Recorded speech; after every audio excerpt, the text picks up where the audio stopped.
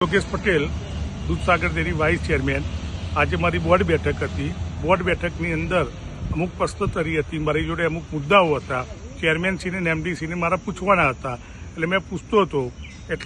એ મુદ્દો ખોટો હતો એમનો અને મારો મુદ્દો સાચો હતો. 1790 કરોડ રૂપિયા દેવું અત્યારે ઓલરેડી બેંકોનું છે જ. એમને સાગર પત્રિકાની અંદર ખોટું લખેલું હતું. એ મુદ્દા ઉપર આ ઉશ્કેરાયા. અને અગાઉ પણ 6 મહિના પહેલા પણ એમને ધમકી મને આલી હતી. એમના માણસો વારંવાર ધમકી આલે છે. અને અશોકભાઈએ સીધું ઉશ્કેરાયા. દિલીપ ચૌધરીએ બેને મારા ઉપર હુમલો કર્યો. મારી ચેન પણ તોડી નાખી, મારા ચશ્મા પણ તોડી નાખ્યા. અને મારી પાર્ટી ભારતીય જનતા પાર્ટી મારે જે રીતે કહે એ રીતે મારું વર્તન મારે કરવાનું છે. ભારતીય જનતા પાર્ટી માટે હું બનેલો છું અને ભારતીય જનતા પાર્ટીનો સૈનિક છું. એટલે મેં અગાઉ એમના જોડે ઝપાઝપી ના કરીને કે હું પણ કરી શકતો હતો.